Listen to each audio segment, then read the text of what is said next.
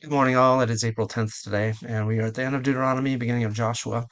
And I just got back from Israel just a few days ago. And when Moses is shown the whole promised land, it talks about the different territories that he was shown by God. And I kind of wonder what that was like. As it says at the beginning of that of our reading today, that Moses climbed up Mount Nebo from the plains of Moab, so he's on the other side of the Jordan River looking across. And I wonder if God gave him a supernatural ability to see the land, or if he showed it to him in a vision, or how he saw that exactly. But in this last trip that we got to Israel, it was a little bit different weather than we've experienced before. It was in the springtime, and so it was pretty amazing to see the land in a different way. It was green and blossoming, and usually I'm there in the summertime or in the fall when it's all brown, and so it was really neat to see it that way. And it was quite a bit clearer because the haze was not there because of the winds and cooler weather that we had.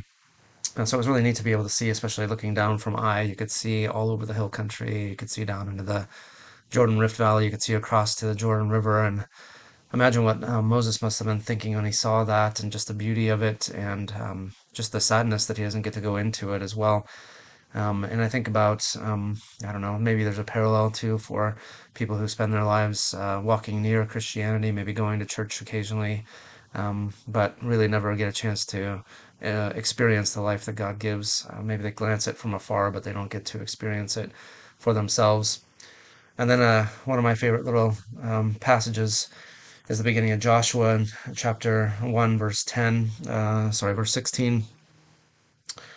Then they answered Joshua. This is the people talking to Joshua after he takes control after Moses' death.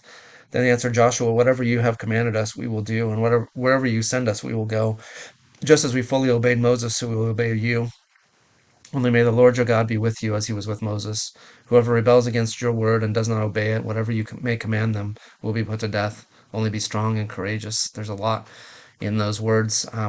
Be strong and courageous was something that Moses had said to Joshua before Joshua's death, or before Moses' death, and something that God himself had said to Moses, and now the people are repeating that.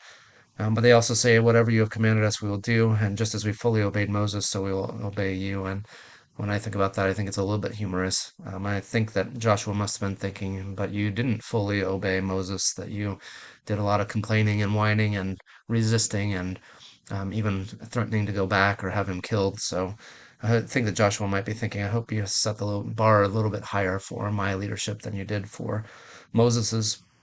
But it is quite a transition that that Joshua gets to walk in the footsteps of Moses, and God will work with him very quickly in some of the similar ways that he did with Moses too. And Moses' life was going to be quite a bit different than Joshua's life. As Moses led the people in the wilderness, Joshua is now going to lead them into conquest of the land, and pretty exciting. The beginning of the book of Joshua in particular.